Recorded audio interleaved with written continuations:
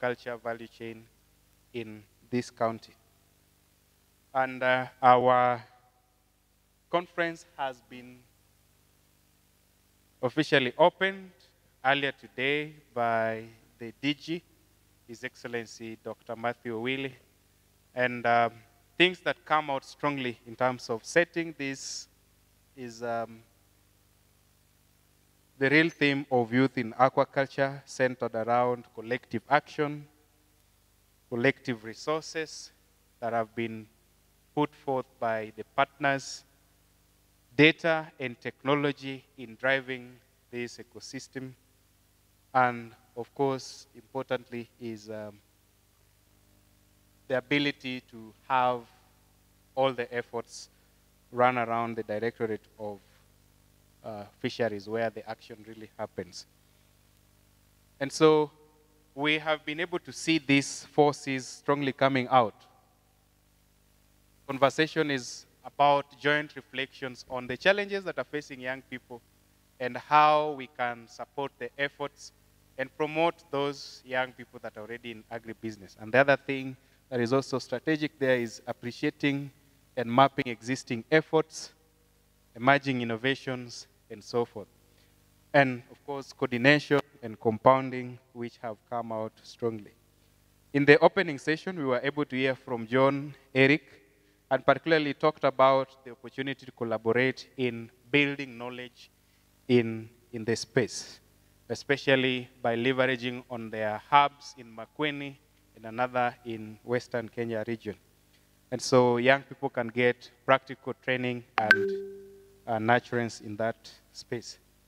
Kemfree talked to us a number of opportunities in terms of an integrated information platform that should help customers link to farmers and link other stakeholders in the sector. And we've talked about use of skills in tech, innovation for better trading.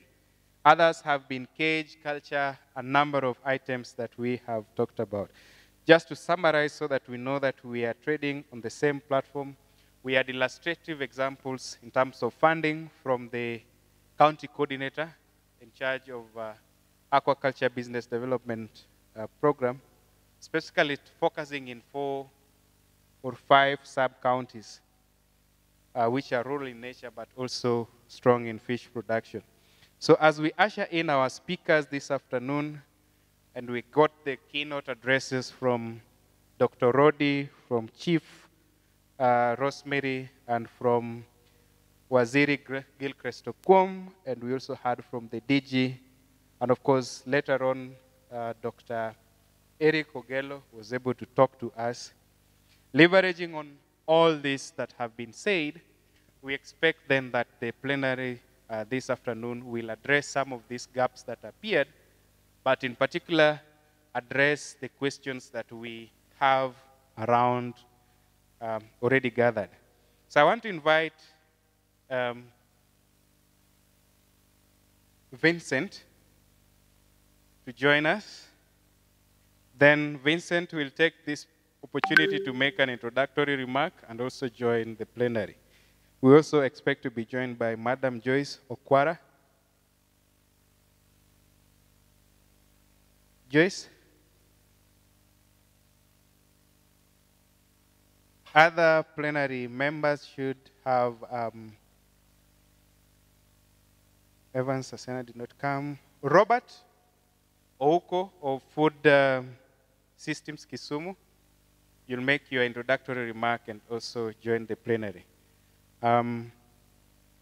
Dr. Christine from ADF, Kenya Fisheries, is she around? Thank you very much. You'll also make your remarks and then join the plenary for questions and answers. So I think we begin.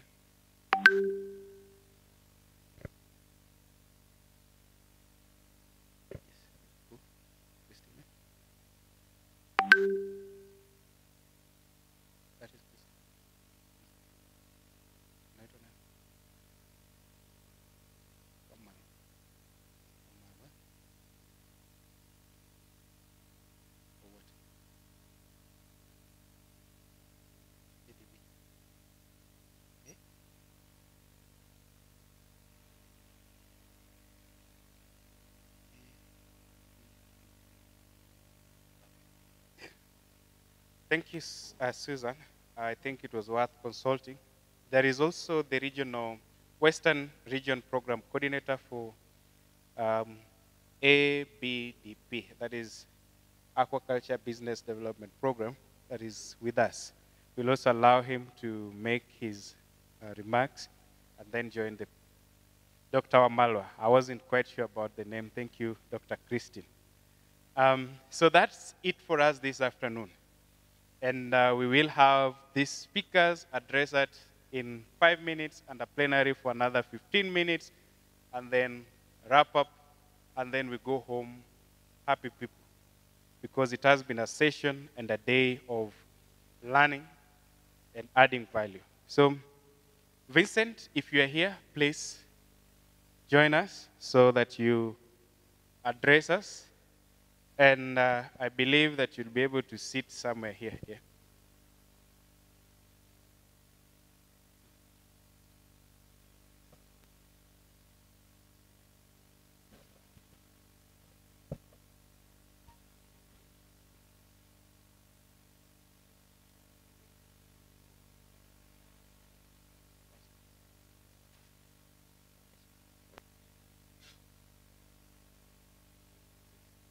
Okay, Vincent is getting his presentation. He has something to show us.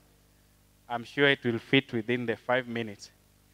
And then we will have Dr. Christine, we'll have Dr. Wamalwa, we will have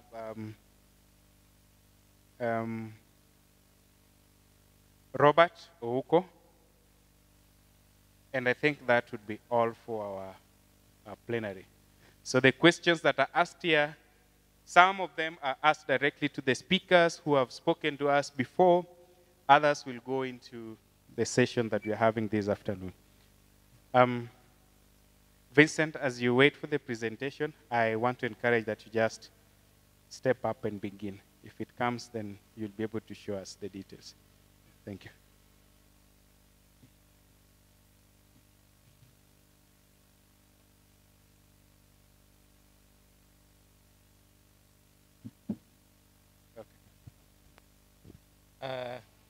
Good afternoon.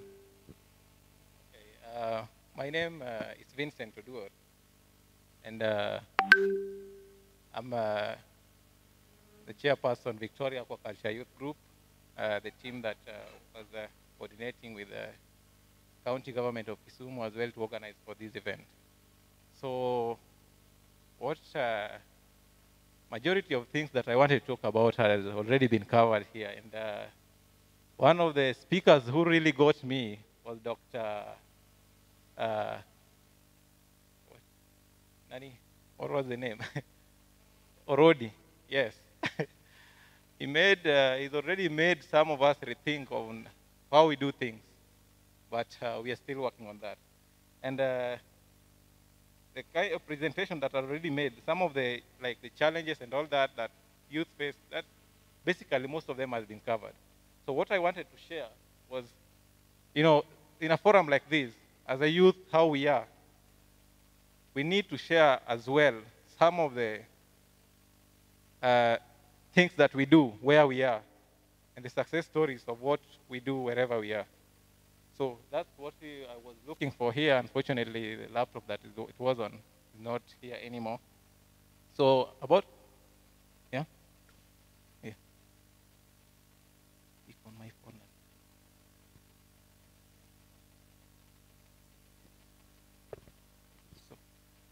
So maybe later on you will get to see. And one of the things that was being talked about here that notably touched on us as a Victoria Aquaculture Youth Group was about the technologies in aquaculture. So we as Victoria Aquaculture Youth Group, we find that there is so much everybody right now, Dr. Were. I don't know if he's still here. I believe he uses recirculating aquaculture system.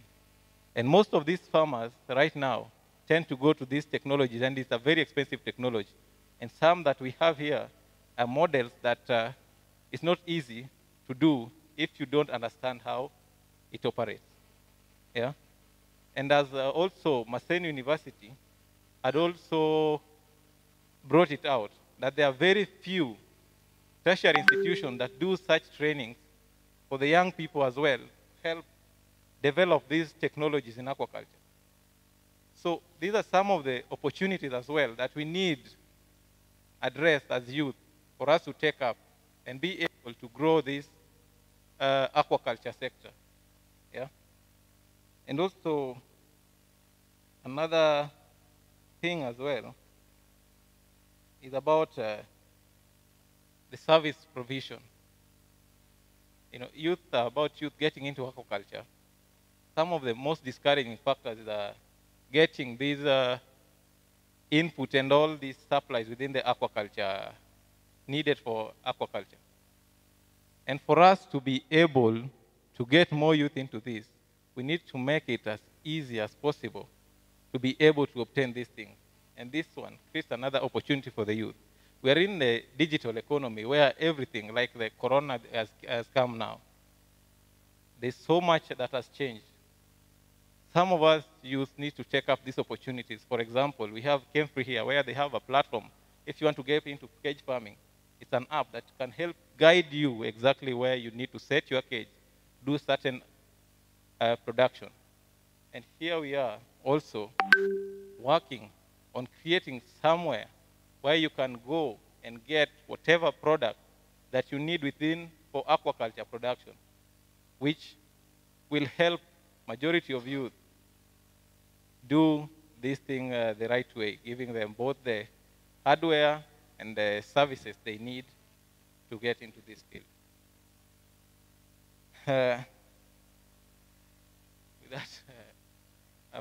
Anyway, majority of the things that I wanted to talk about actually was in the PowerPoint as well, just to show most of the pictures. My talking was supposed to be very minimal. So with that, I think just call it a wrap. Thank you. Thank you, Vincent. And I think it's a disadvantage to the guest here. I want to invite you to sit here because you're going to be answering some questions and contributing. I have the picture in my head because I've seen his facilities and his kind of work. Dr. Christian, please, it's your opportunity.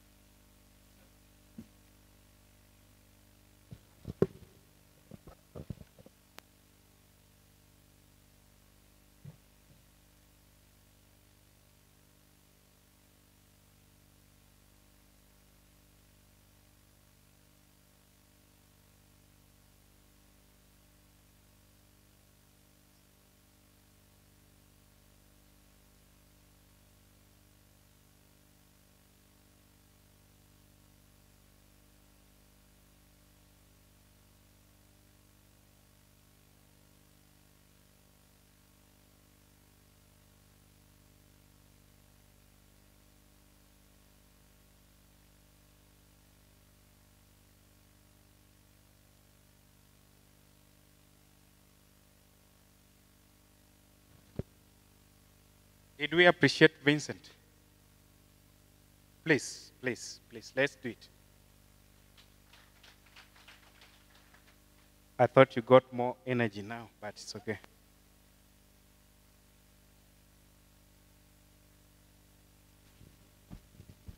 Good afternoon once more. I hope you are awake. I know after eating lunch sometimes we need some time to digest, but you came in almost immediately. So I will just take a few minutes to take you through policy and legal and institutional frameworks relevant to aquaculture in Kenya. My name, as you are told, is Christian Etiogni. I work with the Kenya Fisheries Service in Kisumu. Now, as much as we are promoting aquaculture, we know that we need to do things within the law. There are laws that guide what we do, which if we don't follow those laws, then as much as we are talking about sustainable aquaculture, we may not be able to achieve that. And if we don't achieve that, then all our efforts will go to nil. So it's key that we also understand the policies that we have in place. So just briefly, I'm sure many of the speakers early in the morning have talked about how important aquaculture is to our economy, to its contribution to food security, livelihoods, economy, and all that. But of course, also we are aware that population in the world and also in Kenya is growing rapidly, and we need to feed the growing population. And as we know that capture fisheries are on the decline, so basically, we need to produce more from aquaculture. And Dr. Ogello showed how the growth in aquaculture production is moving on, which is impressive.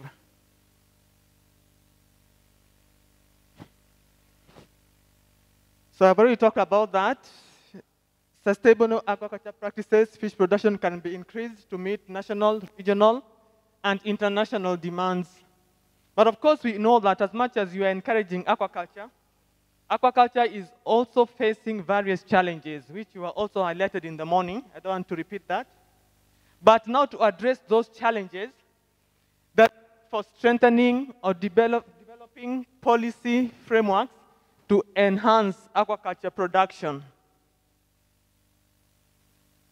So basically, policy, legal, and institutional frameworks relevant to aquaculture can be broadly classified into three. We can talk about the international frameworks, regional, and national.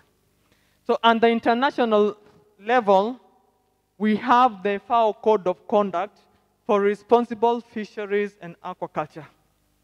Then we also have, FAO basically provides for responsible aqua practices, responsible fishing practices within water bodies, and so on. We also have another example of the international frameworks, Conservation on Biodiversity, which promotes ecosystem integrity and biodiversity conservation. Now, this framework calls for incorporation of the ecosystem approach into planning and policy processes. Ecosystem approach to management, whereby you don't only look at what you're doing, but also other relevant areas. For example, don't just look at the ecosystem or the water itself, but also social aspects of the environment where you are doing your aquaculture or fishing. Then next, we go to the regional guidelines relevant to aquaculture. Now, in this region, the East African community, there are various guidelines that are developed from the East African region, and they cover the countries within the region. And what now we need to do as a national government, we need to domesticate those guidelines, because you find that, for example, in Lake Victoria, what Kenya does somehow affects Tanzania and Uganda. And that is why you find that we first of all have to have the guidelines regionally, and then we harmonize them and domesticate them to suit our various needs within our countries.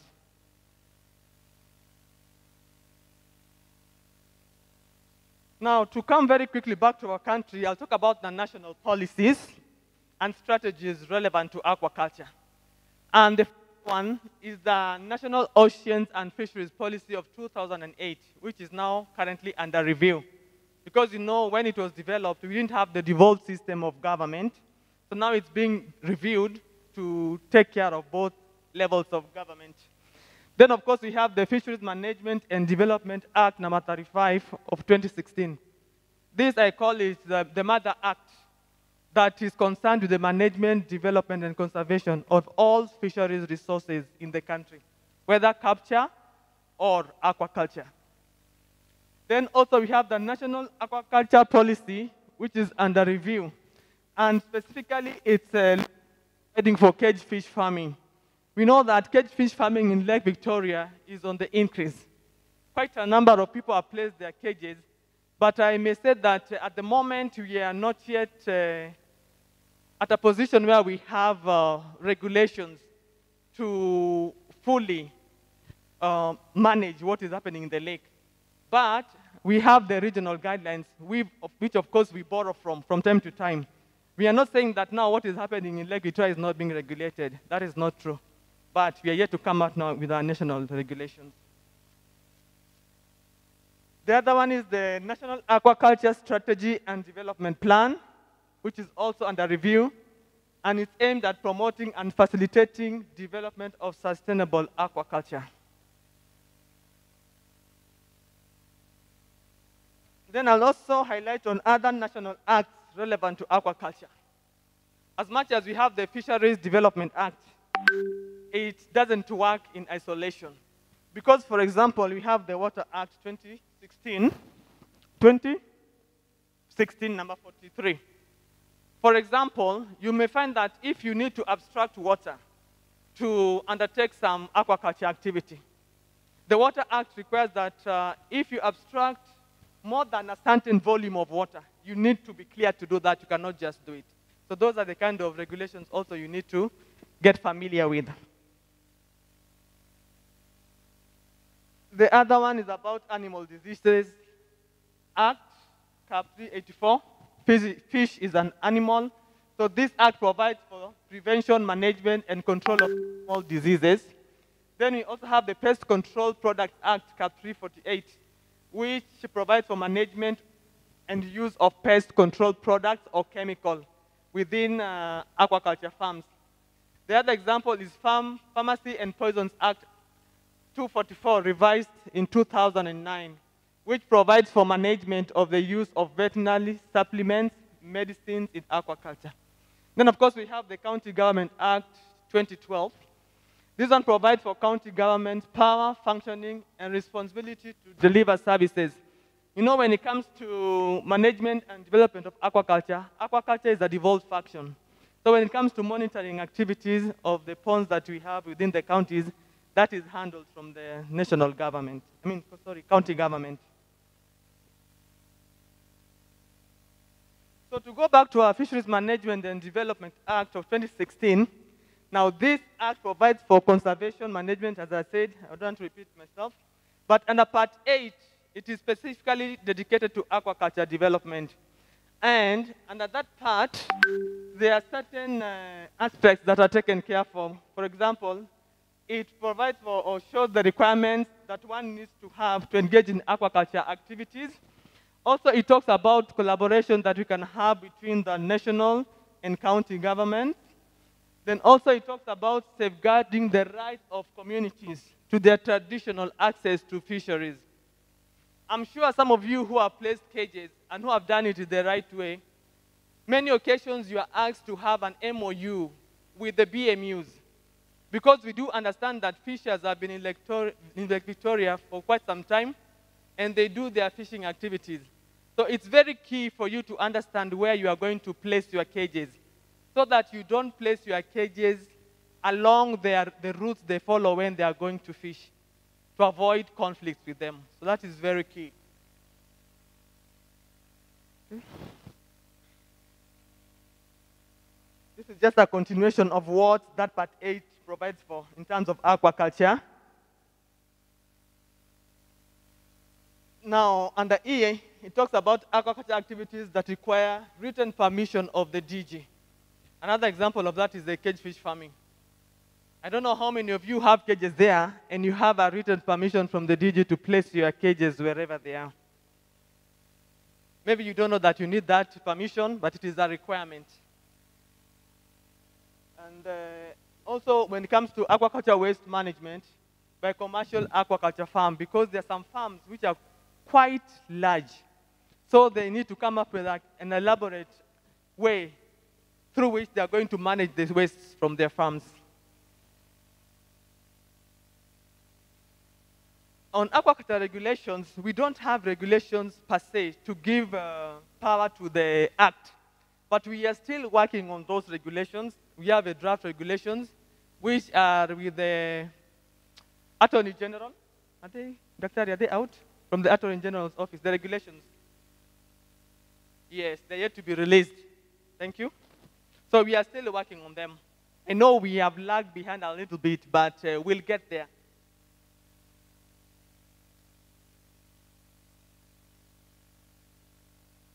Yeah, so quickly I want to go to the next steps concerning those regulations.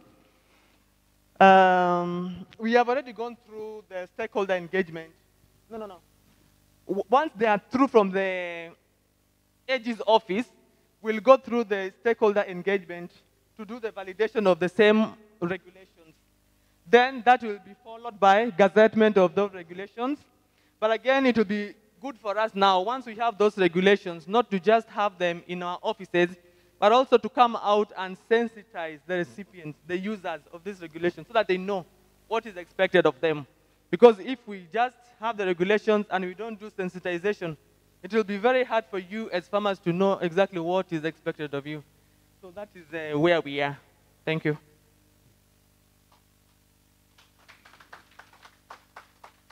Thank you very much, Dr. Christine. Let us give a better round of applause. At this juncture, I want to invite you to sit next to Vincent, because we are likely to ask you a question or two. Meanwhile, let's have Mr. Robert Ouko speak to us as part of the plenary. After Robert, we'll have Dr. Wamalwa from ABDP to talk to us as the final speaker in that category, and then we will respond to the questions. Thank you. Sanitize, please. Good afternoon, everyone. Yes, I'm Robert Ouko from the Alliance of Biodiversity International and SIAT. SIAT stands for International Center for Tropical Agriculture. Previously, it was the Biodiversity International and SIAT existing as a separate entities, but we joined forces and created the Alliance, which is mandated to deliver research-based solutions that harness agricultural biodiversity and sustainably transform the food system to improve our lives. So here in Kisumu, the Alliance is implementing a project known as Healthy Food Africa Project. This is a project funded by European Union, Horizon 2020. It's a 4-year project being implemented in 6 countries in Africa. And the project targets targets 10 African cities. Kisumu city is amongst those cities that are targeted.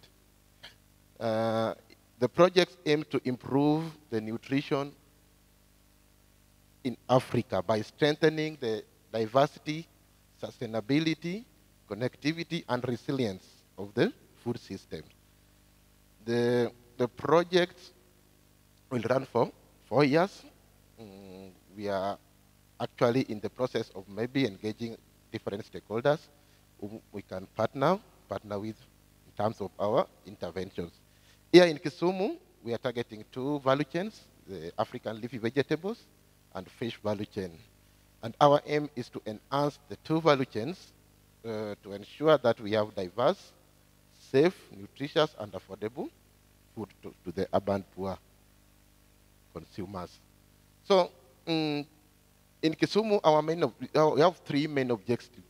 The first one is to promote sustainable production of these 2 commodities. The second one is also to promote consumption of the commodity and also to build or improve the efficiencies and value chain functionings by linking actors along these 2 value chains. But today, my presentation will be much on fish value chain because, as you can see, we are stakeholders and also potential partners along the fish value chain. I'm supposed to talk about urban and peri-urban aquaculture.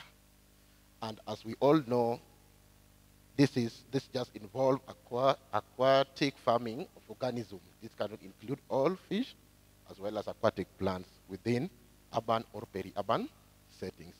And this actually differs in terms of the species that a farmer will choose, the density, the production density, the environment, as well as the location where you will set up the structure. We have a number of methods and technologies that we have been discussed, which we can embrace in carrying out the urban and peri-urban aquaculture system.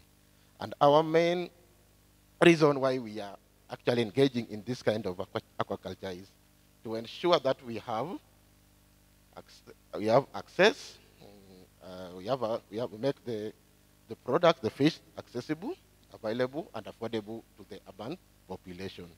And also, we encourage this because it has some environmental benefits. The urban and peri-urban agriculture help us reduce pollutions. It also helps us conserve biodiversity and also help us make sustainable use of water resources. And taking you straight away to the opportunities and the opportunities. What are the opportunities for youth to engage in urban or peri-urban aquaculture? A lot of opportunities have been talked about, and I will go straight to one of them, which is the current, the escalating concern for healthy, natural, and sustainably produced fish. We have actually people, due to the changes in lifestyle, we really are really willing to consume foods that are natural, healthy, and those are which are produced sustainably. And that tells us that there is ready market for fish, and also there is high demand for fish. And this is an opportunity for us as youths to be engaging in this business. Another opportunity that we need to talk about is the issue of the ICT, the information and communication technology. As youth, we need to embrace the ICT because it increases the computing as well as the internet power. From the ICT system, we are able to get all the information that we need. And that will help us address the challenges that actually are being addressed here. We can embrace the ICT as a way of reducing the production costs. We can embrace it maybe to track or to trace our products. We can also use it as a way to improve the quality of our products. That is the fish that we are going to produce with the urban and peri-urban aquaculture system. So another advantage that we need to take advantage of is the idea of nowadays that we have low cases of post-harvest losses. And this is actually resulting from the great investment that has been done in terms of processing technologies, in terms of storage facilities, and as well as simple technologies, of the simple processing technologies that we have. So as youths, we need to actually take advantage of these technologies because it assures us that as much as we will have, we will not be able to sell the fish that we get from the system. We will be able to keep them or save and store them for maybe to target other markets. We talk about the linkages. Now, what does Healthy Food Africa project offer to the youth? We have a number of activities that actually are acting as an opportunity to the youth. Number one is we promote the sustainable production of fish. And in Kisumu, we are lucky to support or invest in 10 aquaponic systems. And that is one opportunity for the youth. Here, it's open for the youth. We can engage the youth in many ways. We'll engage the youth in terms of construction.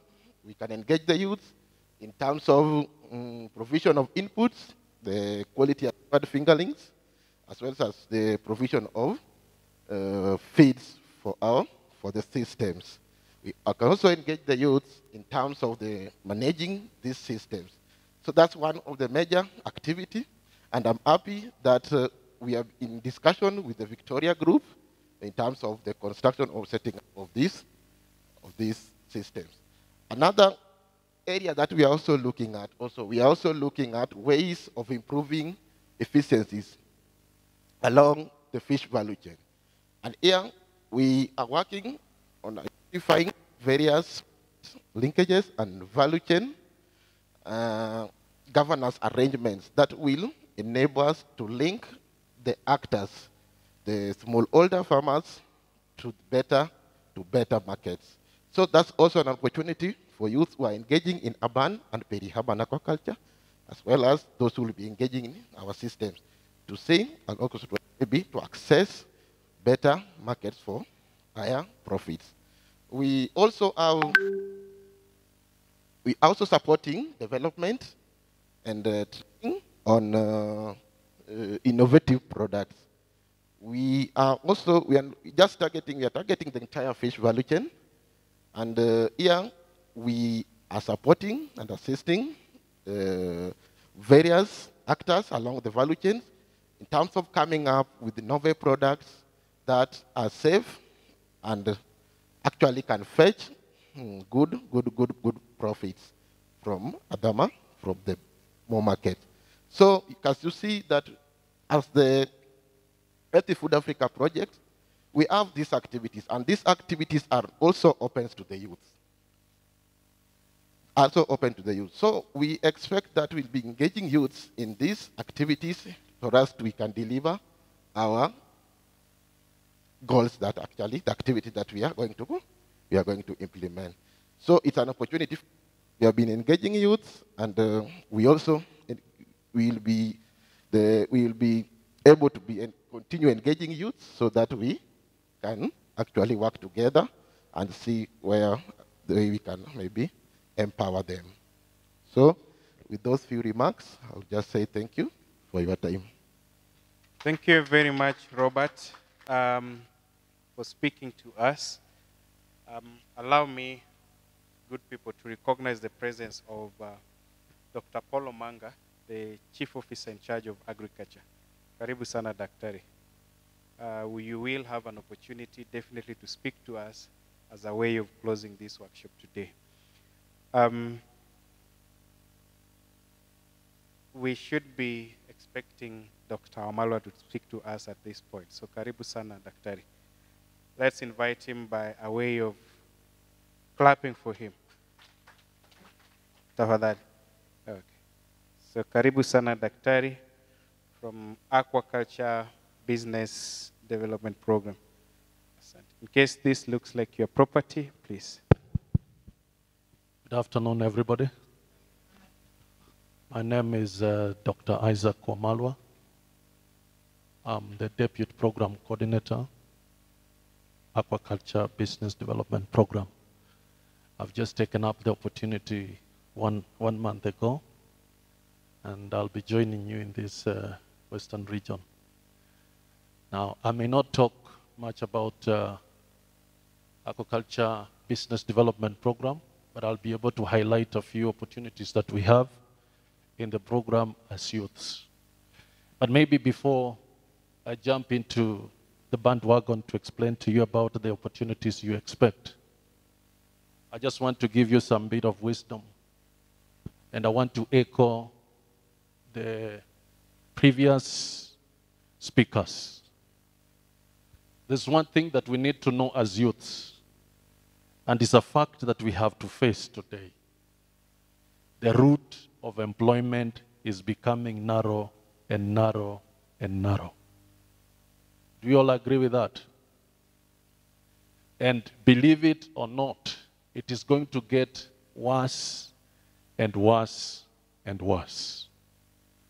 Now, when you go to the developed countries today, you will discover that people don't do what they're even trained in. You can find somebody with a PhD or a master's, but is doing anything that his hand can find. And that's the direction all of us are going. When we grew up as children, we were taught that study hard so that you can be able to get a job. And that is the kind of mindset that all of us have when we begin our education. But believe it or not, that is not an option anymore. And another thing I want to say is this. I've been in employment for now almost around how many years? You know, she was my classmate. Around 22 years. Can I tell you how much my salary is for the last 22 years? Huh? For the last 22 years, I started with a salary of around 8,000 shillings. That was my basic salary. That is 1997. And now I'm at the level of a director, and my gross salary is 160,000. Is that not shameful to mention? I don't know whether 160,000 shillings. So along my career path, I felt like I'm earning very little. So let me go to school. And that's how I got my PhD. Has my PhD improved my fortunes? Huh? Has it? With a salary of 170, 30% is tax. With other statutory deductions, my salary comes to around less than 100,000. Will I ever become rich in this world? Huh? Is there any hope of becoming rich? Huh? You know, even building a house alone, I have to take loans, 3 cycles of a loan to build a house. And when I take the loans, I'll have no trouser to put on. So that's the kind of reality I want to usher you in. And therefore, the focus is on entrepreneurship. The word is entrepreneurship. Recently, I was in charge of projects, development of the landing sites in Lake Victoria. I'm in charge. As an AID holder, I was managing 800 million for the development of the landing sites in Lake Victoria. We floated bids, and people got contracts. I'm earning a salary of 170, and I'm paying a contractor 50 million. Look at that irony. So what I'm trying to say is that fortune is in entrepreneurship. That is the way to go. In fact, recently I was doing another program to do with the restocking of dams in the whole country, where we were restocking around 2 million fingerlings. Those who are producing fingerlings got a lot of money, to the extent that I decided I'm also going to dig ponds and start a farm. Maybe I'll have to consult my friend Nos, because that is the way to go, or else I'll retire a very poor man. Are you getting what I'm saying? So I'm encouraging all youths who are here to focus on entrepreneurship. Now, my talk was to be on aquaculture and business. Aquaculture Business Development Program has come up with a value chain approach to fish farming. Now, when you use a value chain approach to development, you look at the life cycle of a value chain. In this case, we are looking at aquaculture. And the life cycle of aquaculture begins from inputs, comes to production, processing, marketing, and consumption. Now, Aquaculture Business Development Program seeks to open our eyes to appreciate the opportunities that are along the value chain and be able to anchor youths, women, and groups so that at the end of the day, they can be able to enter into business. The first thing we are focusing on is to enhance productivity.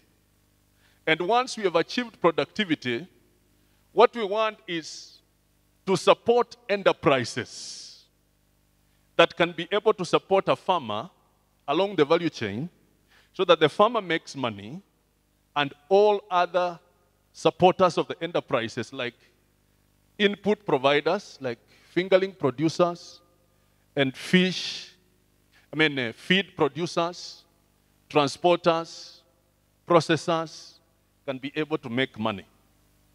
And I will tell you for free, there are a lot of opportunities. In fact, today, if I became a student of my friend Enos Were, I will quit this job today and move into serious fish farming. Because I'm sure he's even more comfortable than I am. You see? And it is true, he's much more comfortable. So I want also to highlight on the opportunities that we have. As ABDB program, we are going to require so many fingerlings in the course of implementing this program. We are going to require feeds in the course of implementing this program. So what I'm trying to say is that if youths are here, you can organize yourself quickly, catch up with some lessons from Enos, and begin a fish farm. You know, fingerlings, tilapia fingerling takes how many months to produce?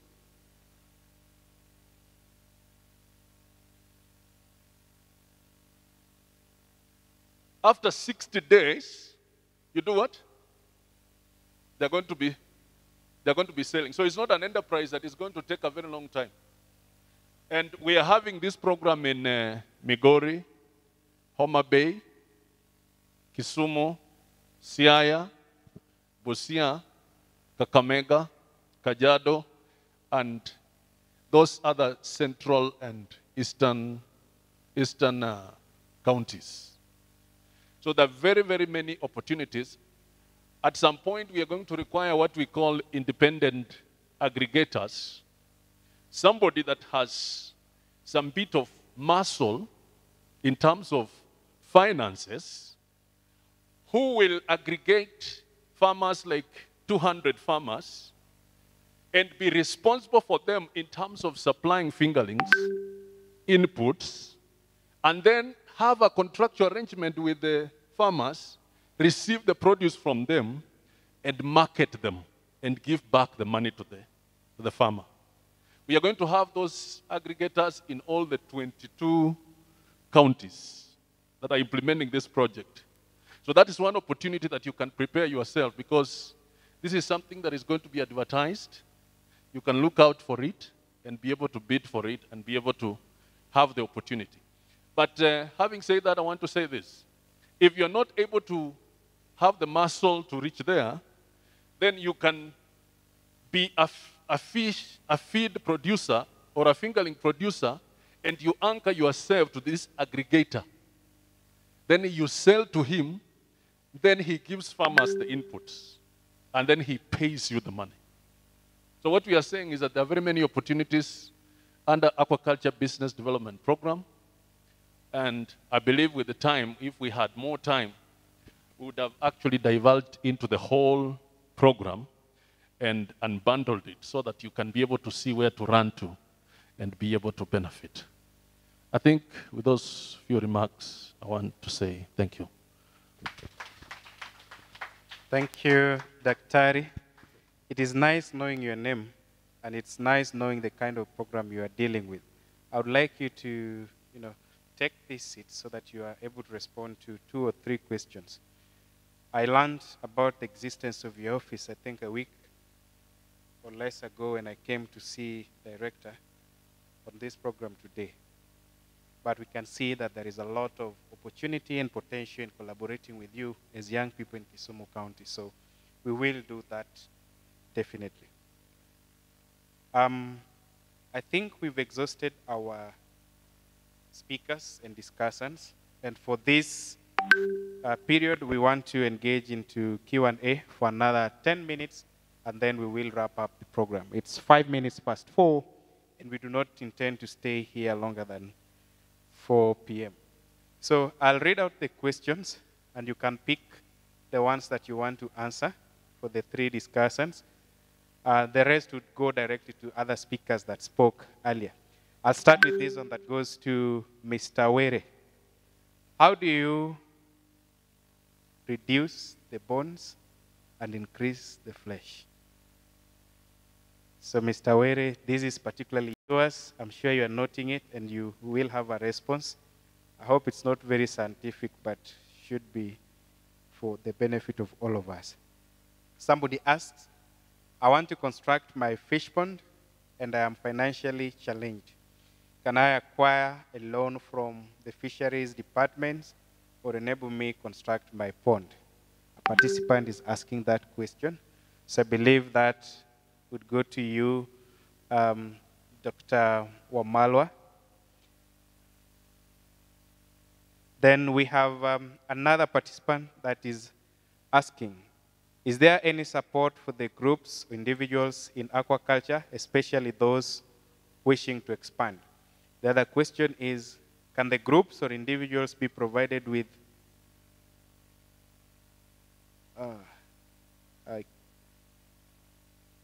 can the groups and individuals be provided with I think he's talking about aggregators, since it's the biggest challenge, especially for concrete ponds. Aerators, yeah? Not aggregators, aerators. Again, the ABDP. We have another participant that is asking which types of feeds we should use to feed tilapia and mudfish for faster growth. I believe Vincent can tackle that. And how long should we harvest fish from fish ponds? Again, Vincent being an expert in that area, I'm sure you are preparing a response.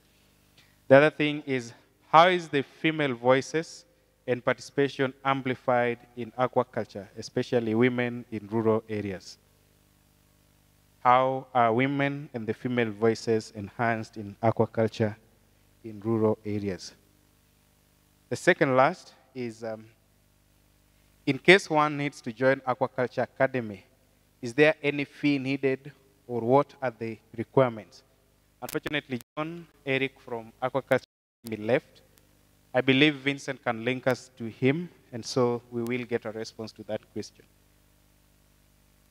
And the last questions are directed to your organization,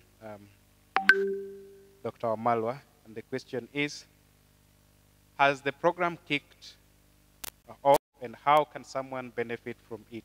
And I believe he's mentioned some of this, so you don't have to repeat, but you can tell us a way directly through which the youth can approach your office. I believe that would help. How do ABDP accept project proposals? In case you require proposals, and how do the young people go about them, and when do you accept them? So I'll start with Mr. Were, because yours is brief and direct. You can respond from your comfort. You need to sanitize.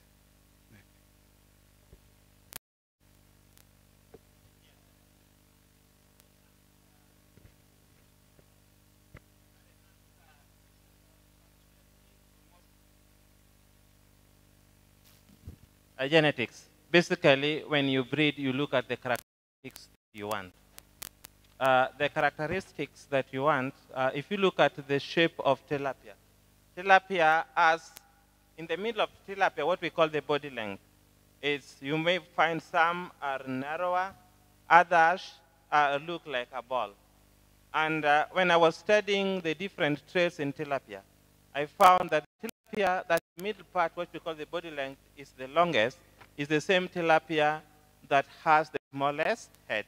So I identified that as a trait in genetics. You know, either you like people who are brown, or like people who are dark like myself, or who has an indented ear like myself. So you get what you isolate, and then that's what you get. In genetics, we say, life beget like. What you choose is what you get. The other end of it is also the management. If you feed the fish well, and always put them where there's enough oxygen and give them the right feed, then you also find they put in more flesh than the fish that is poorly fed. But so the first one is genetics, the second one is the management. And you know, it's like school. When you take people to school, you develop the IQ. Thank you. Thank you very much, Mr. Were. I believe that is well taken. I will allow Dr. Wamalwa to respond to a series of questions that have been asked here Dr. if you allow me, I can remind you one by one in case you did not know.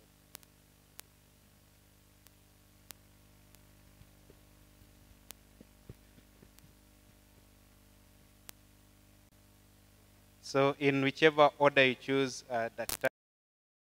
There is one on, is there support for individuals or groups in aquaculture wishing to expand?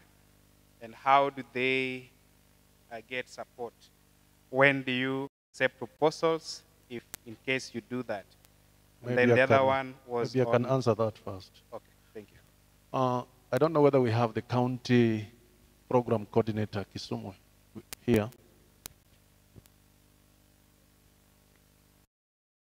Okay. Because, well, I'll try to answer, but I'll want to refer to all aspiring beneficiaries to him. We have what we call business plan window opportunity in the program. And the county program coordinator should be coming up with those groups that are going to benefit. The groups, we call them small aquaculture groups. Now, these groups, at some point, are going to be given an opportunity to do business plan proposals. And they are going to be funded to be able to undertake some activities. So I just want to request whoever asked, I want you to know that we have that opportunity. You need to link up with the county program coordinator, be in a group. Once your group has been considered, at some point, you will be required to write a business plan, and you can be supported. Thank you very much, Dr. for that response. And I believe it also responds to the question asked by George Omondi Ondoro of Improve Your Village, who is asking that they have a water pan for horticulture, but they would wish to do fish farming, but they don't have capital and pipes. Would the county government help? And I believe the county government, in collaboration with ABDP, able to respond. So probably your program coordinator county coordinator may respond. I want to say this. ABDP is providing material support in terms of liners and predator nets. Liners and predator nets.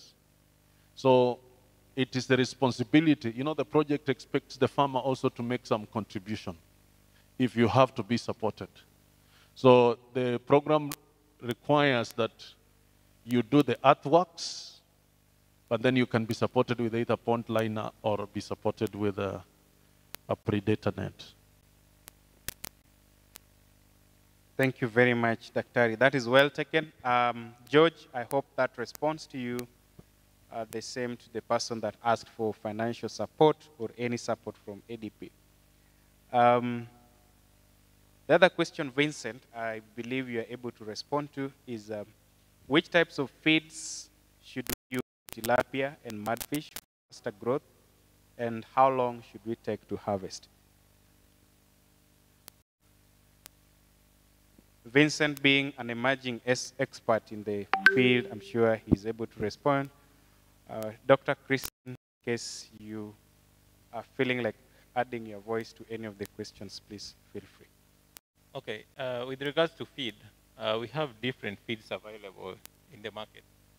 So with these feeds, first of all, catfish and tilapia, they have different needs in terms of feeds, nutritional needs. So you have to know, like for catfish, they require higher protein content and all that. So with this, every feed that is produced, it's a requirement for the producer to indicate the nutrient content of each of these feeds. And as a rule of thumb, first of all, once you get this feed, apart from experimenting just on your fish directly to monitor how they grow, you can as well just take a small sample of these various fish that you intend to use. Take them to a lab. We have local labs that can test it for you to show you if what is given there is really showing. And sometimes most of us might think that maybe the feed is one of the poor quality and all that. Sometimes, just as Weri had highlighted, there are other factors that affect fish growth. And you can't just rely on what makes your fish not grow faster. And yeah, so you have to, just with the feed, you have to supplement with other management practices, like with the type of fingerlings that you get and all that, and proper feeding regimes to help address your faster fish growth. Thank you, Vincent. And I'd like to ask Dr. Christine about the female voices. As a policy holder and a person that has just given us presentations on policy, how do we support the woman in the rural area to involve in fish farming? Now, thank you so much. If you look at the aqua business development program, there is a niche that is focused on women and youths. Apart from support that goes to groups to do with small-scale farming, there is support that is going to be given to what we call aquaculture support enterprises. For example, maybe you're involved in fingerling production, and you are in a group. If you are a woman or a youth, you'll be given priority. So what I'm trying to say is that if you are a youth or you're a woman, you'll be given priority in terms of aquaculture support enterprises. Enterprise, a farmer, be it transportation, be it feeds, be it inputs. Thank you very much, Dr. I ask the same question to Dr. Christine. Okay.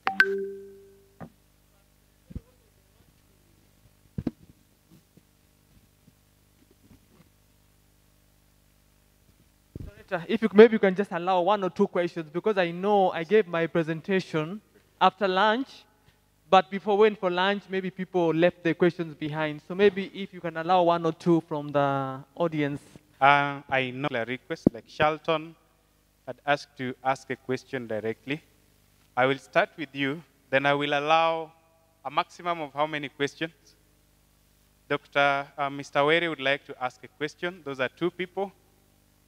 Third person, Director Susan, and my brother there. So I start from the back, Charlton, then you'll give it to the next person, who will give it to Dr. Weri, then we have.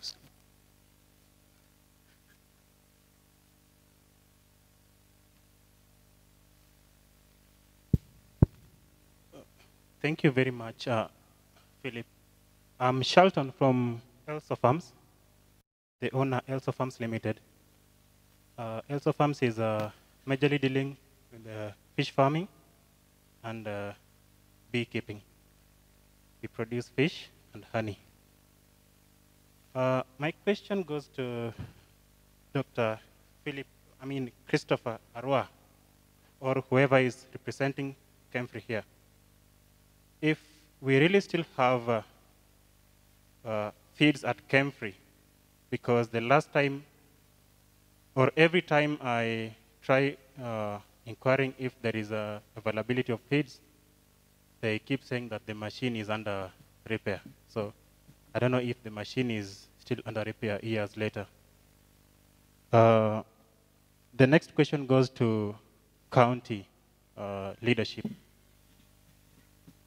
What is your involvement in aquaculture, and especially during production cycle? Because you and even recently during the launch of Aquaculture Academy, the only company that is responsible in feeds production that was featured there was the Unga Feeds. And the products from Unga Feeds cannot be afforded by any other farmer. They're very expensive. We can't be here trying to champion the development of aquaculture. We are trying to take this sector to greater heights when there are no feeds. The feeds that are there are very expensive for rare farmers. It is just a few who can afford them.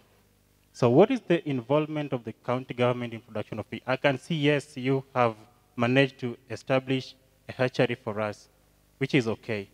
What next?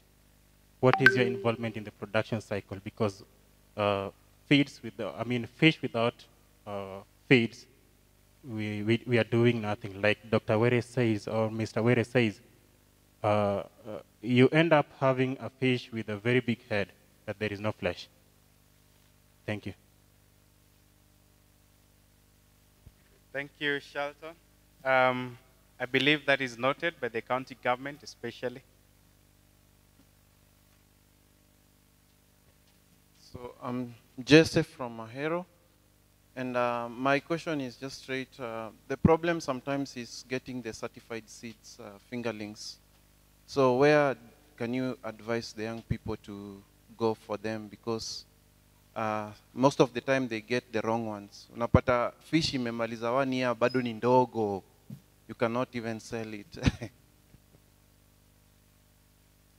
Thank you. I believe that will get a response, Dr. Mr. Were. Yeah, my question is to Dr. Christine. On the regulations, I realized when the 2016 regulations were done, the new entrant in the market wasn't very prominent. That is the cage farming. So I know there's a role for the DG, there is a role for the pathways. So how well is that captured in the regulations? And lastly, is there a clear-cut role of the county government in a shared resource of Lake Victoria? You see, Lake Victoria basically anticipated it as a capture fishery. Now you realize we are doing a lot of fish farming in Lake Victoria than the capture. Soon we will be even overtaking. So there are cases where some county governments either have given people concessions and the rest. And is it really this work of the county government or the national government? Very well. I believe that is captured. Susan, Director. Okay.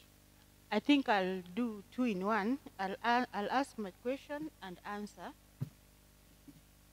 About the regulations, I just wanted to be clear. You talked of regulations that are at the Attorney General's office. Are they the same? Is that different from the regulations that are currently being formed under ABDP? Because I'm part of a team that is making the regulations. So do we have another set of regulations that are at the DG, at the Attorney General's? Yeah. Then, to add on that, yeah, yes. Then number 2, to add on that, to add on the question that Were has asked, in this team that I am in, we are developing regulations for cage culture, and it will answer your questions. It's in process. Yeah, so I come to the questions that I was asked. Involvement of county government in aquaculture. Number 1, county governments offer extension services are very key. They train farmers, they do day-to-day monitoring of the farmers, training them. What the county government has done, for the county government of Kisumu, as a county government, we have capacity built a group. It is here, Hesao Fish Feeds. We have Hesao Captain Fish Feed producers that are producing their feeds, and the feeds are in the market. We also have a feed producer. There's a youth a group of 3 youths who are producing feeds, and their feeds are according to our standards of good quality at their level. So we're also partnering with ABDP, as you heard, to support the cottage industries, because you talked of Unga. We are supporting the big industries, but we're also supporting the cottage industries for them to grow.